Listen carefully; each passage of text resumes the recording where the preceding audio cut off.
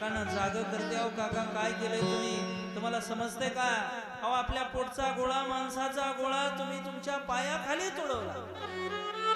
इतकं कसं तुमचं हे भान हरपून गेलेलं आहे. काय दिलंय तुम्हाला त्या पांडुरंगाने? कसली असली भक्ती आहे जगाच्या वेगळी. घरामध्ये लक्ष नाही, ताव पडून रडायला लागली. लेकरासाठी आई कासावीस होते असते महाराज. पोटचा गोळा ज्यावेळेला मृत्युमुखी पडतो, जगामध्ये सगळ्यात जास्त दुःख त्या आईला होत असतं. एखादं लेकरू ज्या वेळेला हयातीमध्ये, आईच्या हयातीमध्ये मृत्युमुखी पडतं, त्यावेळेला सगळ्यात दुःख जर कोणाला होत असेल तर त्या आईला होत असतं महाराज.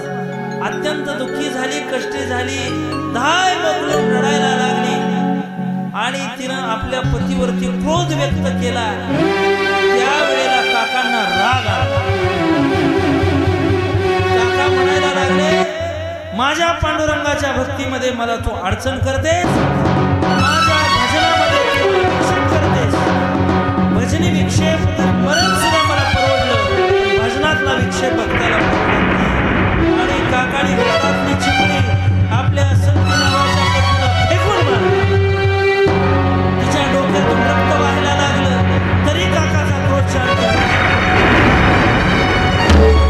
काय घडलंय हे काकाला माहीतच नाही. काका त्या पत्नीवरती चालून गेले. आता आपल्याला आपले पती मारणार या भीतीपोटी संतीनं गोरोबा काकांना शपथ घातली, अहो तुम्हाला माझ्या जर शरीराला हात लावला, माझ्या देहावरती जर तुम्ही चाच केली, मला जर स्पर्श केला, तर तुम्हाला तुमच्या पांडुरंगाची शपथ आहे. हे शब्द ज्यावेळेला संत गोरोबा काकाने ऐकले, त्यावेळेला काकांचा नाईलाज झाला. काकाने उगारलेला हात पाठीमागं घेतला आणि काका आता आवेशातून बाहेर आले. काका पाहतात तर काय की आपल्या पोटचा गोळा आणि आपल्या पायाखाली तडवला गेलेला आहे. समजूत काढतायत आपल्या पत्नीची. मी मुद्दाम केलं नाही ग संती, मी माझ्या भजनामध्ये, माझ्या पांडुरंगाच्या नाम स्मरणामध्ये असा तल्लीन झालो होतो, देहभाव विसरलो होतो, देहभाव हरपला. तुझं पाहता विठ्ठला ही अवस्था मला प्राप्त झाली होती. जन विजन झाले आम्हा विठ्ठल नामा प्रमाण ही अवस्था मला प्राप्त झाली. जो खरा भक्त असतो त्याला जगताशी काही देणं घेणं नसतं. तो पांडुरंगाच्या नामचिंतनामध्ये, त्याच्या भक्तीमध्ये विलीन झालेला असतो. जगत काय म्हणतंय, चांगलं म्हणतंय, वाईट म्हणतंय, कडू म्हणतंय, गोड म्हणतंय, आपल्याला हसतंय का रागावतंय, काय म्हणतंय, खरा भक्त त्याचा विचार करत नाही. तुका म्हणे हासे जन नाही कान ते ठाई, तिकडे लक्ष देत नाही. भक्ताला जगाशी पडलेलं नसतं. जग काय म्हणतंय आम्हाला काही देणं घेणं नाही, आमचा पांडुरंग आम्हाला काय म्हणतोय. हे काम केलं तर आम्हाला पांडुरंग काय म्हणेल, हे काम केलं तर लोक काय म्हणतील याच्याशी देणं घेणं नाही, हे काम केलं तर पांडुरंग आम्हाला काय म्हणेल या भीतीपोटी खऱ्या भक्ताच्या हातून कधी चूक होत नाही. पण गोरोबा काका त्या ठिकाणी पत्नीची समजूत काढतायत. पत्नी ऐकायला तयार नाही, धाय मोकलून रडायला लागली. अहो लेकराचं मेलेला देह पाहून कोणत्या आईला आनंद होतो सांगा बरोबर. हे तर नवजात शिशु बालक आपल्या पतीच्या पायाखाली होऊन चिरडलं गेलं. खूप मोठं दुःख त्या आईला व्हायला लागलं. आई कळवळ्याची जाती करी लाभा विनप्रीती, मोठी भारव आहे त्याचे सर्वस्व हीच आहे. 9 महिने 9 दिवस ज्या मातेने आपल्या लेकराला पोटामध्ये वाढवलं, ते लेकरू आपल्या पतीच्या पायाखाली त्याचा देहांत झाला. किती मोठं दुःख त्या आईला झालं असेल महाराज, खूप मोठं दुःख. दिवाळीला लेकरू गावाकडे आलं, ऐका. आणि दिवाळीला लेकरू ज्यावेळेला गावाकडे आलं, नोकरीला लागलेलं पुण्यामध्ये कंपनीमध्ये जॉब करणारं लेकरू गावाकडे आलं. आईला सांगायला लागलं, आई बास झालं आता काम करायचं, बास झालंय बाबा दुसऱ्याच्या शेतामध्ये काम करायचं, आता संपले बघा वाईट दिवस, संपले बघा कष्टाचे दिवस, आता सोन्याचे दिवस येणार आहेत. मला मोठ्या कंपनीमध्ये नोकरी मिळालेली आहे आणि 1 लाखाचा पगार मला महिन्याला मिळतो. आई आता कष्ट संपले तुझे, किती केलीस तो जुनी भांडी केली बघ आई, माझ्यासाठी काबाड कष्ट वेचला आई तू, आणि मला शिकून त्या ठिकाणी शहरामध्ये पाठवलं, खूप मोठ्या नोकरीला लागलो आई, मोठ्या कंपनीमध्ये जॉब मिळालाय. मोठ्या कंपनीमध्ये मला नोकरी मिळाली, 1 लाखाचा पगार घेतो. आई आता एकच स्वप्न उराशी बांधले, माझ्या आई बाबासाठी मोठं घर बांधायचंय, माझ्या आई बाबासाठी मोठी गाडी घ्यायची आहे आणि गावाच्या चौकामध्ये माझ्या आई बाबाला त्या मोठ्या 25 लाखाच्या गाडीमध्ये चौकामधून फिरवून आणायचंय. माझ्या बापाला सुद्धा अभिमान वाटावा, माझ्या लेकाने गाडी घेतली, माझ्या लेकाने माझ्यासाठी मोठा बंगला बांधलेला आहे, हे गावाला दाखवून द्यायचंय मला. आणि सुट्टीमध्ये राहिला 5 दिवस मुलगा दिवाळीचे लाडू खाल्ले, दिवाळीचा डबा बांधून घेतला आणि पुण्याच्या दिशेनं बसमध्ये बसला. बस धावत होती, मोठा हायवे लागला होता, समृद्धीसारखा हायवे, आणि मोठा हायवे लागला होता आणि समोरून भरधाव वेगानं ऊसाचा ट्रक येत होता. भरधाव येणारा ऊसाचा ट्रक त्या समोरासमोर एसटीची धडक झाली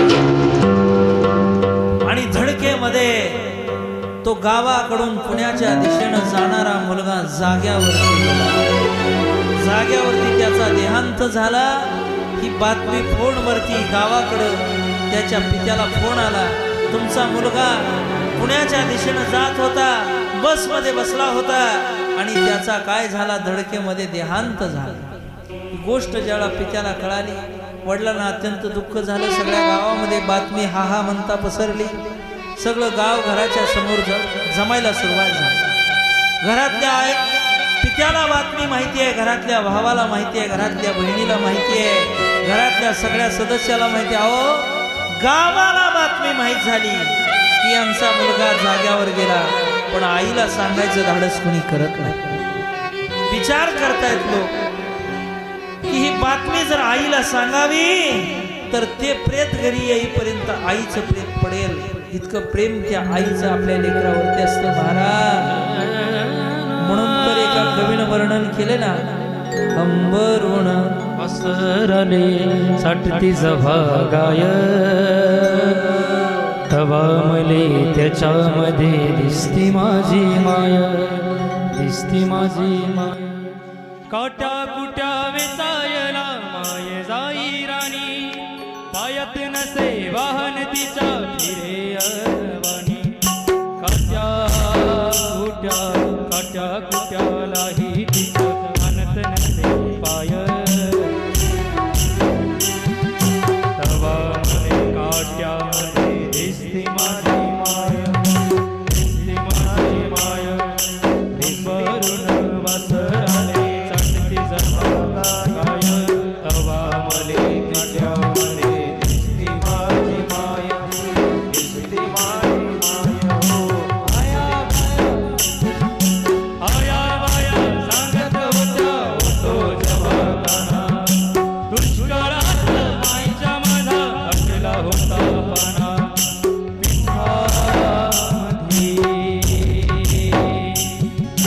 पिठामध्ये पाणी टाकून मले पाजत जाया, तवा मले पिठामध्ये दिसती माझी माया, दिसती माझी माया. अंबरुण वासराले चाटती जभागाय, तवा मले तिच्यामध्ये दिसती माझी माया, तर दिसती माझी माया. बाप माझा आईच्या माग रोज लागी टुमणं, बास झालं शिक्षण आता करू दे अशी काम. शिकून कुठं शिकून मोठं, शिकून कुठं मोठा मास्तर होणार आहे, शिकून कुठं मोठा आमदार होणार आहे. तवा मले चामले दिसती माझी माया, दिसती माझी माया, हो दिसती माझी माया, दिसती माझी माया, दिसती माझी माया. महाराज की जय, संत परमहंस तेजस्वी बाबा की जय, संत गोरोबा काका महाराज की जय. संतीनं पाहिलं आपलं लेकरू आता गेलंय, पश्चाताप करून काही उपयोग नाही. माझी चूक झाली की मी यांच्यावरती विश्वास ठेवला.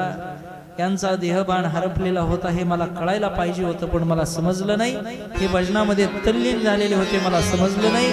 आता उपयोग नाही. अरे देवा, माझ्या पतीला एक भान नसेल रे, पण तू तरी कुठं डोळे झाकून बसला होतास. तुला तरी कळायला पाहिजे होतं. माझ्या संसारातला वंशाचा दिवा तू हिरावून घेतला रे देवा. कसं झालं रे देवा, माझ्या जीवनात किती मोठं दुःख दिलं रे देवा. सारखी ती देवाला कोसू लागली. गुरुबा काकांनी सांगितले, बघ संते, जे झालं ते झालं. पुत्र प्राप्ती होणं हे संसारामध्ये मायेला आमंत्रण आहे. जीवनामध्ये वस्तूची प्राप्ती झाल्यानं समाधानाची प्राप्ती होत नसते. वेदांत शास्त्राचा नियम आहे, वस्तूच्या प्राप्तीमध्ये समाधान नाही, तर वृत्तीच्या स्थिरतेमध्ये समाधान.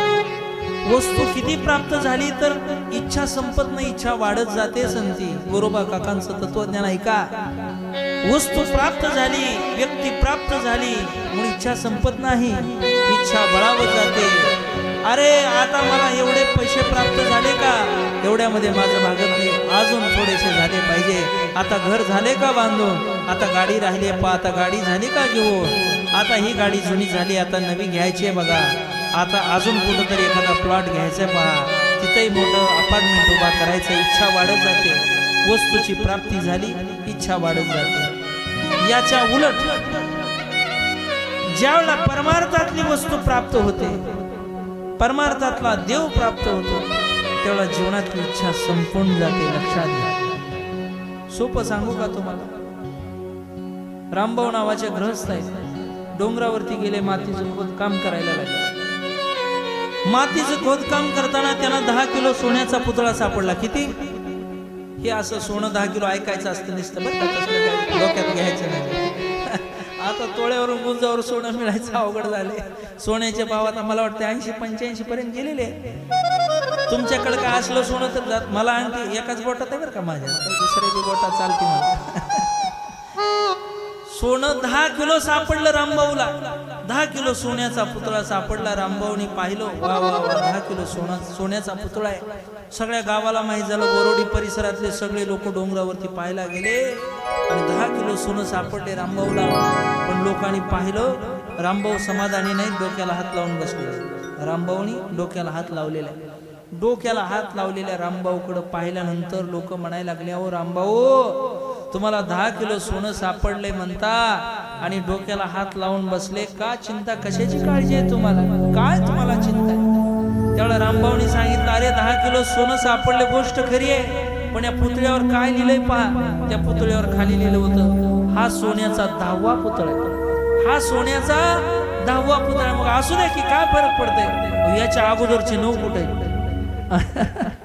आणि या 10व्यानंतर अजून किती आहेत याचा मी विचार करतोय, त्याचा शोध घेतोय दुपारपासून, पण काही अजून काही सापडायला मिळ नाही. म्हणजे जे प्राप्त झालंय त्याच्यामध्ये समाधान नाही, इच्छा वाढत जाते, त्याला संसार म्हणा, आणि जिथं इच्छा संपते त्याला परमार्थ म्हणा. याच्या उलट संत सुरदासजी नावाचे संत आहेत, त्यांचं जीवनचरित्र आपल्याला माहिती आहे सर्वांना.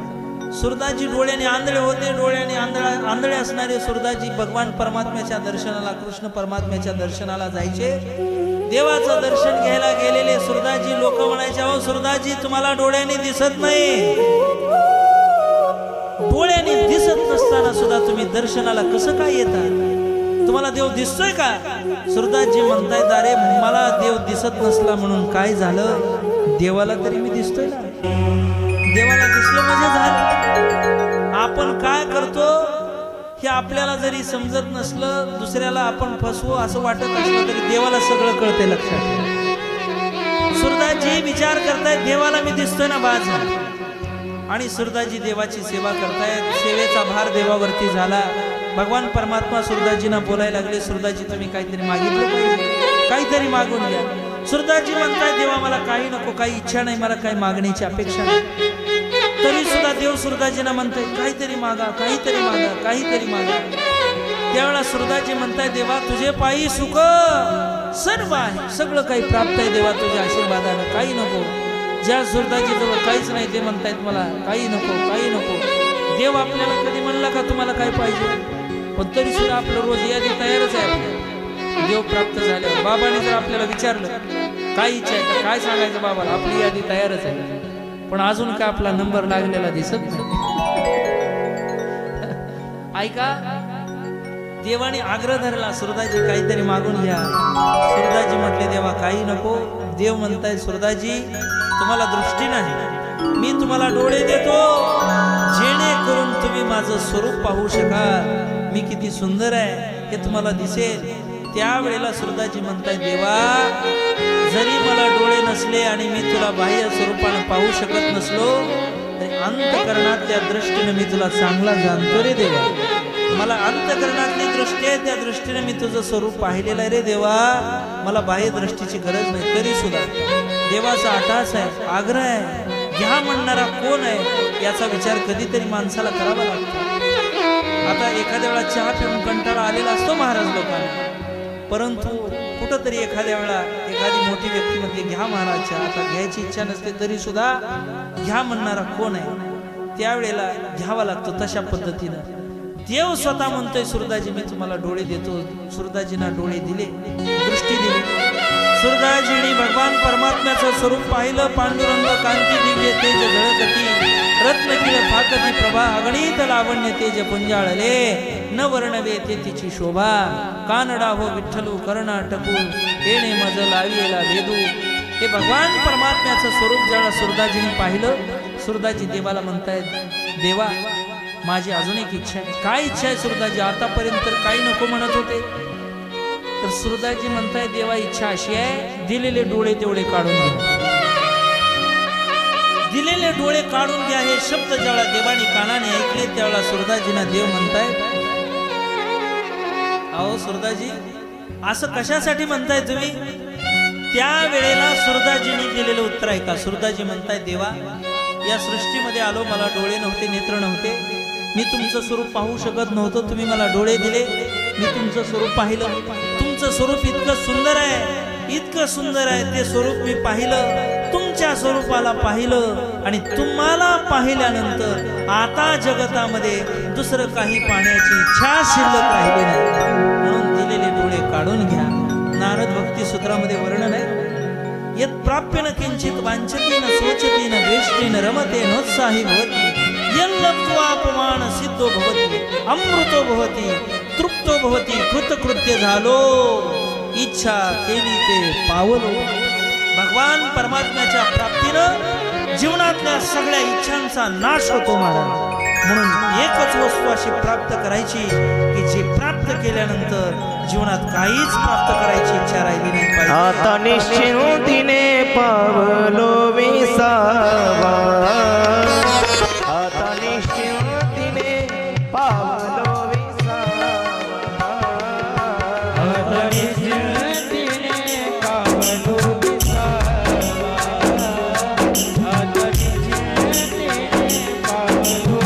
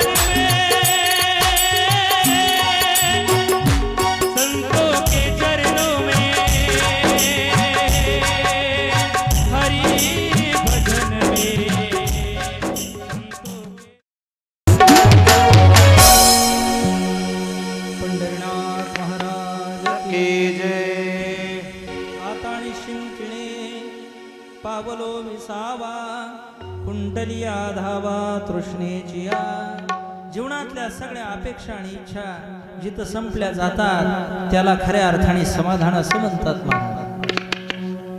ज्यावेळेला अंतरंग साधना बाह्यरंग साधना सांगितली जाते वेदांत त्याच्यामध्ये विवेक वैराग्य शमदमादी षटक याच्याबरोबर श्रवण मनन निधी ध्यासन तत्व पदार्थ शोधन हे सांगितल्यानंतर त्याच्यामध्ये जे तितिक्षा आहे त्याच्यानंतर समाधान सांगितलं जातं. समाधान म्हणजे मनाची स्थिरता. मनाची स्थिरता कधी होते? वस्तूच्या प्राप्तीनं नाही तर वस्तूच्या प्राप्तीनं नाही तर वृत्तीच्या स्थिरतेनं ते समाधान आहे. खऱ्या अर्थाने आपल्या मनाचा भाव काय आहे? ठेवले अनंते तैसेशी राहावे चित्ते असू द्यावे समाधान असं संतांनी वर्णन केलं. सॉक्रेटिस नावाचं एक तत्व आहे. तो असं म्हणतो की तेही राजे आहेत मी सुद्धा राजा आहे. तेही राजे आहेत मीही राजा आहे. त्यांच्या डोक्यावरती सोन्याचा मुकुट आहे पण माझ्या अंतःकरणात समाधानाचा मुकुट आहे. तेही राजा आहेत मीही राजा आहे. त्यांच्या डोक्यावर सोन्याचा मुकुट आहे पण माझ्या अंतःकरणात समाधानाचा मुकुट आहे. त्यांना शत्रू आणि मित्र आहे म्हणून त्यांचा जय आणि पराजय आहे पण मला कुणीच शत्रू नाही म्हणून माझाच विजय आहे. याला म्हणायचं समाधान. असं समाधान वस्तूच्या प्राप्तीत नाही तर वृत्तीच्या स्थिरतेमध्ये प्राप्त होत असतं. म्हणून करता संतीला त्या ठिकाणी संत गोरोबा काका समजावून सांगतायत आपल्या पत्नीला, अगं हताश होऊ नको, निराश होऊ नको. जे जे काय होतंय ते भगवान परमात्म्याच्या इच्छेनं होतंय. वृक्षाचे ही पान हाली ज्याची सत्ता राहिली हंता मग कोटे. अगं काय उग चिंता करते? तुका म्हणे घालू तयावरी भार बाबू हा संसार दे बापाय. एरवी तरी माझी या भक्ता आणि संसाराची चिंता काय समर्थाची कांता कोरान मागे. काय चिंता करायचं कारण आहे? आपण एकदा त्या परमेश्वराच्या चरणावरती संसार वाहिल्यानंतर भार वाहिल्यानंतर आता चिंता करायची नाही. पण संतीचं मन ऐकायला तयार नाही. तिला परत वाटायला लागलं आपल्या घरी पुन्हा नंदनवन व्हावं, आपल्या पोटी पुन्हा पुत्र जन्माला यावा, पुन्हा आपण आई व्हावं, पुन्हा लेकराला जन्म द्यावा. पण हिनं जे शपथ घातली होती गोरोबा काकांना, माझ्या अंगाला स्पर्श करा तर तुम्हाला तुमच्या पांडुरंगाची शपथ आहे. तेवढी शपथ गोरोबा काकांनी ऐकली होती. त्या दिवसापासून गोरोबा काकांनी संतीला स्पर्श केला नाही. आणि माझ्या पांडुरंगाची शपथ मला घातलेली असल्या कारणामुळे मी तुला स्पर्श करणार नाही. अशा पद्धतीनं ज्यावेळा तिच्या लक्षात आलं की गोरोबा काकांच्या मनातला भाव काय आहे ते आपल्या पतीला समजावून सांगू लागले. अहो पश्चातापानं मी दग्ध झाले. मी तुमच्या भरोशावरती लेकराला सोडलं आणि लेकरू माझं तुमच्या पायाखाली आलं. जे झालं ते अघटित घटना घडली. परंतु आता माझी कुस वजवली पाहिजे. मला पुन्हा आई होण्याची इच्छा आहे. तुम्ही काय घेऊन बसला? त्याला गोरोबा काकांची मानसिकता तिनं लक्षात घेतली. गोरोबा काका आपल्याला स्पर्श करणार नाही, आपण पुन्हा आई होऊ शकणार नाही. हे ज्यावेळा तिच्या लक्षात आलं तिचा नाविलाज झाला. ती रडत रडत आपल्या माहेरी गेली आणि आपल्या पित्याला सगळ्या घडलेला वृत्तांत सांगितला. आपल्या पित्यानं, त्या संतीच्या पित्यानं सगळं ऐकून घेतलं. त्याला अत्यंत दुःख झालं. आता याच्यावरती काय उपाय करावा, काय उपाय करायचा? त्यावेळा त्यांच्या मुलीनं संतीनं त्यांना सांगितलं की माझी जी लहान बहीण आहे का नाही, रमी तिचं नाव, तिला काय करा, तिचा विवाह गोरोबा काकाशी लावून द्या, माझ्या पतीशी, आणि तिचा विवाह लावून द्या, जेणेकरून आम्हाला पुत्र प्राप्ती होईल. आम्ही तिघे आनंदाने संसार करू. एक क्षणाचाही त्यांच्या दोघांमध्ये मी त्या ठिकाणी व्यत्यय येऊ देणार नाही. मी तुम्हाला शब्द देते. तिचे वडील म्हणायला लागले, अगं तुला काही समजते का? आपल्या बहिणीला तू सवत म्हणून स्वीकारणार आहे का?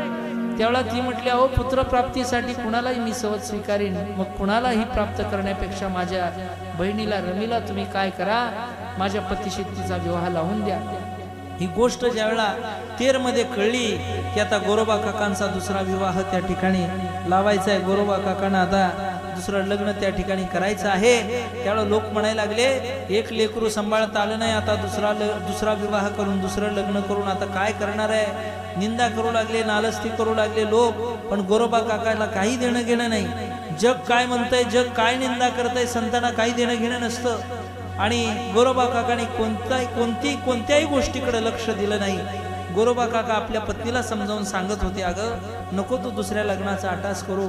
आपल्याला भगवान परमात्म्याने त्या ठिकाणी पुरेसं दिलेलं आहे, कशासाठी तू हे सगळं आटास करते, कशासाठी तुझा आग्रह चालू आहे.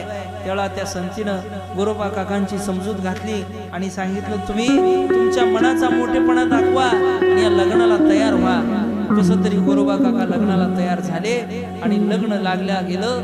आता वेळेची मर्यादा असल्या कारणामुळे लगेच लग्न झालं आणि गोरोबा काकांचं दुसरं लग्न जर त्या ठिकाणी झालं. लग्न झाल्याबरोबर ज्या वेळा आपल्या मुलीला वाट लावण्याची पद्धत आहे तिच्या सासरी, त्यावेळा तिचे वडील सांगायला लागले, काका जावई बापू भेदभाव करायचा नाही. हे पहा, संती बरोबर जसा प्रपंच केला तसा संसार या रमी बरोबर सुद्धा करायचा. दोघीमध्ये भेद करायचा नाही, दोघीला सारखं समजायचं. जर तुम्ही भेद केला तर तुम्हाला तुमच्या पांडुरंगाची शपथ. आणि हे शब्द जेव्हा गोरोबा काकाने ऐकले, काका म्हणून आनंदी झाले, उत्साही झाले. माझ्या पांडुरंगाने लग्न करायलाही लावलं आणि त्या प्रपंचातून मला मोकळंही केलं. कसं मोकळं केलं तर ह्यानी शपथ काय घातली मला की भेद करायचा नाही. जसं तुम्ही संतीला सांभाळ करताना तसंच या रमीचा सांभाळ करायचा. दोन्ही पत्नीला समान त्या ठिकाणी ठेवायचं, भेदभाव करायचा नाही आणि समान वागणूक द्यायची नाही. तर तुम्हाला तुमच्या पांडुरंगाची शपथ आहे. आता पांडुरंगाची शपथ अगोदर जी संतीनं घातली होती ती माझ्या अंगाला स्पर्श कराल तर तुम्हाला तुमच्या पांडुरंगाची शपथ आहे. आणि आता सासरीवाणी शपथ घातली, जसं पहिलीला सांभाळता तसं दुसरीला सांभाळा, नाही तर तुम्हाला तुमच्या पांडुरंगाची शपथ आहे. काकांनी लक्षात घेतलं, आदेश स्वीकारला. भगवान परमात्म्याचाच मला आदेश आहे की मी जसं संतीशी संसार करतो आहे तसाच रमीशी मला संसार करायचा आहे. याचा अर्थ असा, तिला सुद्धा स्पर्श करायचा नाही. आणि काकाचा संसार सुरू झाला. काका रोज पहाटे लवकर उठावं, स्नान करावं, माती त्या ठिकाणी पूजा अर्चा करावी, माती आणावी, गाडगी मडकी बनवावी, बाजारात विकावी, प्रपंचाचं त्या ठिकाणी भार सांभाळावा, भगवान परमात्म्याचं भजन करावं, पांडुरंगाचं नामस्मरण करावं. हे सगळं त्या ठिकाणी चालू. पण संती विचार करते की मी शपथ घातली होती की माझ्या अंगाला स्पर्श कराल तर तुम्हाला पांडुरंगाची शपथ आहे, म्हणून ह्यांचं दुसरं लग्न लावलं. आता माझ्या बहिणीला मी फसवल्यासारखं झालं ना.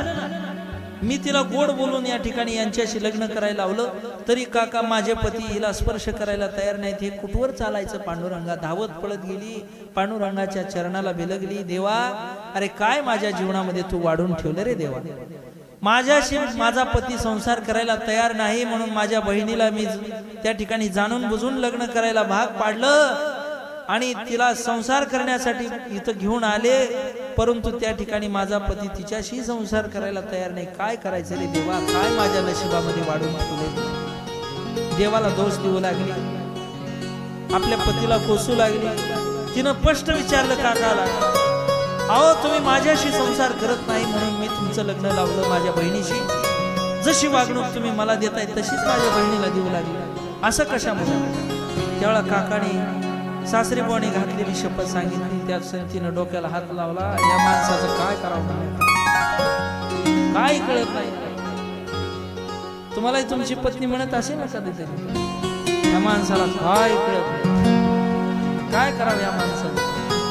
तुम्हाला जर तुमची पत्नी कदाचित तशी म्हटली ना, काय कळत नाही यांना, तिला म्हणायचं तुझं म्हणणं बरोबर आहे, मला काय कळतच नाही. मला जर खरंच कळत असतं तर तुला कशाला गळ्यात बांधून घेतलं असतं.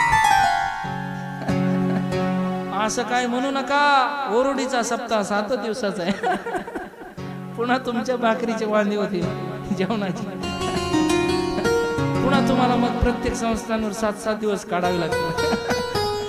आमच्या हनाई बाबाच्या सप्ताहामध्ये आई नाही बाबांना विनंती करावी लागेल, बाबा सप्ताह जरा 10-15 दिवसाचा करा, कारण घरामध्ये जरा काही अडचण आहे. तर ती संती त्या गोरोबा काकांना तसं म्हणायला लागली. आता मात्र गोरोबा काका विचार सांगतायत त्या संतीला, पांडुरंगाची शपथ मला घातलेली आहे, जसा व्यवहार मी तुझ्याशी करतोय तसाच रमीशी करणार, मला तू वेगळं वागायला भाग पाडू नको. त्या दोघींच्या लक्षात आलं आपला पती मानणार नाही, काही केल्यानं आपल्याला स्पर्श करणार नाही. स्पर्श करणार नाही तर घराचं नंदनवन कसं होणार, आपली कुस कशी उजवणार. ज्या रमीला आपण शब्द दिलेला आहे की रमे माझ्या पतीशी संसार करायचा, ते तुझा पती आहे, तुझ्या पोटी पुत्र जन्म घेणार आहे, असा तिला शब्द तिला दिलेला आहे. तिला मी फसवल्यासारखं होईल, काय करायचं. एके दिवशी संतीनं आपल्या लहान बहिणीला बोलावून घेतलं आणि सांगितलंय, बघ रमे, तुला जर तुझ्या पोटी पुत्र जन्म घ्यावा असं वाटत असेल, आपल्या घराचं नंदनवन व्हावं असं वाटत असेल, तर एक काम करायचं. काय करायचं, मी सांगते तसंच करायचं. काय सांगते तू दीदी. त्यावेळा त्या ताईनं सांगितलं, त्या संतीनं सांगितलं, संध्याकाळी हे झोपले का नाही, त्यांचे हात काय करायचे, आपल्या दोघींच्या छातीवरती घेऊन झोपायचे, आपल्या अंगावरती दोन्ही हात घेऊन झोपायचे आणि ह्यांची शपथच मोडायची. असं त्या ठिकाणी ठरलं. ती बिचारी रमी घाबरत होती. असं केल्याने आपल्या पतीला राग येईल, ते आपल्याला रागावतील, आपल्याला काही शिव्या देतील, शाप देतील. काही काळजी करू नको, एवढं बी भ्यायचं नसते म्हटलं.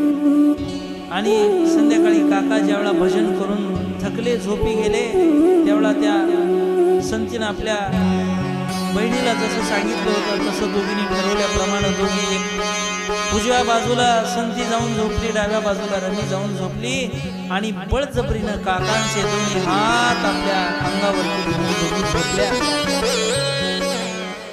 पहाटेची वेळ झाली, काकाची उठायची वेळ झाली. काका उठू पाहतायत, पण कुणीतरी आपले हात जकडलेले आहेत, बांधून ठेवलेत, कुणीतरी घट्ट पकडलेत. काकाला वाटायला, काय माझ्या देवाची कृपा आहे, साक्षात भगवान परमात्म्याने माझे हात धरले का काय, पकडले का काय, असं काकाला वाटू लागलं. आणि काका उठण्याचा प्रयत्न करतायत, पण उठता येत नाही. दोन्ही हात जकडलेले आहेत, बळजबरीनं पकडून ठेवलेले आहेत, कुणाच्या तरी अंगावरती हात आहेत. काकाला वाटतं, एका बाजूला माझा पांडुरंग झोपलेला आहे, दुसऱ्या बाजूला माझी रुक्मिणी माता झोपलेली आहे. आणि काय देवाची माझ्यावरती कृपा आहे, माझ्यावरती भगवान परमात्म्याची कृपा झाली. साक्षात भगवान परमात्मा माझ्या आसनावरती येऊन झोपला. म्हणून उठण्याचा प्रयत्न करतात, पण ज्यावेळा बळजबरीनंही हात सुटत नाही, त्यावेळा काकानी पाहिलं, एका बाजूला हाताला इसका दिला, बांगड्याचा आवाज आला, दुसऱ्या बाजूला हाताला इसका दिला, तरी बांगड्याचा आवाज आला. आणि काकाच्या लक्षात आलं, हे दुसरं तिसरं कुणी नाही, दोन्ही बाजूला आपल्या पत्नी झोपलेल्या. एका बाजूला संती आहे, एका बाजूला रमी नावाची पत्नी आहे. दोन्ही पत्नीनं आपल्या हाताला बळजबरीनं आपल्या अंगावरती जकडून ठेवलंय. आणि पांडुरंगाची मी घेतलेली शपथ त्या ठिकाणी दोन्ही पत्नीनं त्या ठिकाणी मोडलेली आहे. मी अपराधी आहे, पापी आहे, या जन्मात तर देव मला त्या ठिकाणी दर्शन देणार नाही. मी समजत होतो की माझा पांडुरंग माझ्या शयन कक्षामध्ये आला, मला झोपेमध्ये त्या ठिकाणी माझे हात आपल्या अंगावरती घेऊन झोपला, पण उलटच झालेलं आहे. या जन्मात तर काही देव मला दर्शन देणार नाही, पण पुढचे 10 जन्म मला घ्यावे लागतील, असं पाप माझ्या हातून घडलंय. साक्षात देवाची घेतलेली शपथ माझ्या हातून मोडलेली आहे.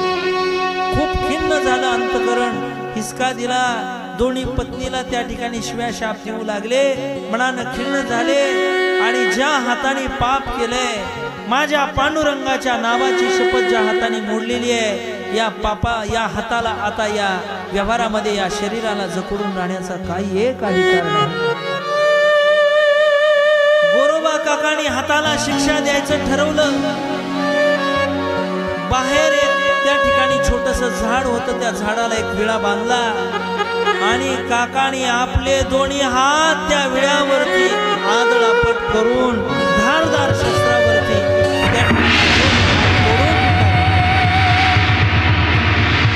ज्या दिवशी काकाने हात तोडले, त्या दिवशी रावळामध्ये उभा असणारा पांडुरंग परमात्मा सुद्धा डोळ्यातून अश्रू गाळून रडू लागला. काय माझ्या भक्ताची भक्ती आहे, माझ्या नावाची शपथ मोडली म्हणून आपल्या दोन्ही हातांना शिक्षा करणारा भक्त सामान्य असेल का? अहो, आपण निर्जला एकादशी करतो आणि एकादशीच्या नावावर आपल्या देहाला भूक लागते, पोटाला भूक लागली म्हणून एकादशीच्या नावाखाली आपण काय करतो, 4 टाइम फराळ करतो का? दिवसभर चर पण एकादशी कर, अशी आपली एकादशी असते. सकाळी फराळ करायचा, पुन्हा 11 वाजता पुन्हा म्हणायचं थोडीशी पाहुण्याबरोबर भगर घेते, आता थोडी भगर घेते, आणि थोडीशी भगर खायची. पुन्हा थोड्या वेळा 4 वाजता म्हणायचं आता जरा फलाहार घेते. आता नवीनच संत्रीचा बाग आता शेतात आलेला आहे, मोसंबीचा बाग आहे, केळीचा बाग आहे, आणि मग थोडा फलाहार घ्यायचा. पुन्हा 5 वाजता पुन्हा चहा घ्यायचा, दूध घ्यायचा. संध्याकाळी महाराजांचं कीर्तन आहे, महाराजांना एकट्याला कसं फराळ करायला लावायची म्हणून महाराजांबरोबर ताट भरून फराळ करायची. आणि संध्याकाळी झोपताना रिकाम्या पोटानं कसं झोपायचं, एकादशी आहे म्हणून पुन्हा तांब्याभर दूध प्यायचं. आणि दिवसभर आपलं चरत चरत चरत चरत मन मोकळी एकादशी करतो आपण, आहे का नाही? मन मोकळी मोकळ्या मनानं आपण एकादशी करतो. अहो देहाला त्रास देतो आणि भक्ती करतो तो भक्त गोरोबा काकांसारखा आपल्या हाताला शिक्षा देतो. 2 हात तोडले, संतीनं रमीनं पाहिलं, खूप मोठी चूक केली आपण. काकांना त्रास दिला, काकांचे हात आपल्या देहावरती घेऊन झोपलं, खूप मोठी चूक झाली. पांडुरंगाच्या रावळामध्ये त्या दोघी गेल्या, पांडुरंगाची क्षमा मागितली. देवा काय वाढून ठेवलं रे आमच्या नशिबामध्ये, आमचं पोरग नेलं, लहान बाळ नेलं, आमचा प्रपंच तुला बघवला नाही, आमच्या घराचं नंदनवन झालेलं तुला देखवलं नाही, तू आमच्या पतीचे हात सुद्धा तोडले. देवा तू खऱ्या अर्थाने आमच्या पतीवरती खूप अन्याय केला, आमच्या संसारावरती अन्याय केलाय. या रमीला माझ्याशी संसार करत नाहीत म्हणून गोड बोलून या रमीशी विवाह करायला लावला, तर या रमीशी सुद्धा माझा पती त्या ठिकाणी संसार करायला तयार नाही. काय करावं काय करावं असा त्या ठिकाणी रमीला आणि संतीला प्रश्न पडला. दोघी त्या ठिकाणी काकांना शरण गेल्या. दोघींनी मनोमन आता काकांच्या मताप्रमाणे वागायचं ठरवलं. काकानी पंढरपूरची वारी सोडली ना, एवढी संकट आली पण पंढरपूरची वारी सोडली. पंढरपूर पासून अगदी काही 60-70-90-100 किलोमीटर अंतरावरती असणारं ते गाव आहे. 35-40 असणाऱ्या मैलावरती कोसावरती असणारं काकांचं गाव. मला माहिती म्हणजे काकांची दिंडी ज्यावेळा पंढरपूरला जाते त्यावेळा दिंडीचा मुक्काम माझ्या गावामध्ये असतो. म्हणून काका त्या ठिकाणी आमच्या गावातून जातात. आमची पंगत काकाला असते, अन्नदान असतं आमच्या गावकऱ्यांचं. काका सगळ्या संतांमध्ये ज्येष्ठ संत आहे. म्हणून तर खऱ्या अर्थाने थापटण्याची कथा सुद्धा नामदेव महाराजांच्या चरित्रामध्ये येणार आहे, ते आपण पाहू आपण. संत परीक्षक गुरोबा काका ज्यांना म्हटलं जातं. आणि काका त्या ठिकाणी पंढरपूरला जाऊ लागले येऊ लागले. एक दिवस पंढरपूरची वारी जवळ आली होती, आषाढीची वारी जवळ आली आहे. संपदा सोहळा नावडे म्हणाला, करीती टकळा पंढरीचा, जावे पंढरीची आवडे म्हणाशी, कै एकादशी आषाढी. भक्त हा पंढरपूरला गेल्याशिवाय राहत नाही महाराज. जो भक्त असतो तो आषाढीला कार्तिकीला पंढरपूरला जातो आणि पांडुरंगाला त्या ठिकाणी साकडं घालतो. पंढरपूर पंढरीरायाचं दर्शन घेतो. लक्षात घ्या, आषाढीला आळंदीवरून देहूवरून अनेक पालख्या त्या ठिकाणी पंढरपूरला यायला निघतात. आता इथली तेजस्वी बाबांची सुद्धा पालखी आणि या वर्षीपासून आणि पंढरपूरला जाऊ लागलेले पायी दिंडी सोहळा, या दिंडीचा मुक्काम बार्शीमध्ये असतो आमच्या, मला माहिती. आणि मग ज्यावेळेला आषाढीला आळंदीवरून देहूवरून पालखी निघत असते ना, त्यावेळेला वारकऱ्याला कितीतरी संकटाचा सामना करावा लागतो. वारा आहे, पाऊस आहे, आषाढीला पाऊस असतो महाराज. आणि सगळ्या दुःखाचा सामना करून वारकरी पंढरपूरला येतो. प्रतिकूल परिस्थिती असते, पंढरपूरमध्ये पाय ठेवायला सुद्धा जागा नसते. लाखोनी समाज जमलेला असतो. पंढरीच्या त्या चंद्रभागेच्या त्या वाळवंटामध्ये येतो, चंद्रभागेचं स्नान करतो संत. आणि पंढरी रायाचं दर्शन ज्यावेळेला घेतो, पंढरीकाचं दर्शन घेतो, त्यावेळेला त्याची अवस्था अशी होते, आता कोठे धावे मन जीवाचा भाग गेला सण गेला, जीव लगा पाहू चला हो पंढरी जाऊ, चला हो पंढरी जाऊ, जीवाचा जीव लगा पाहू, जीवाचा जीव लगा पाहू, जीवाचा जीव लगा पाहू.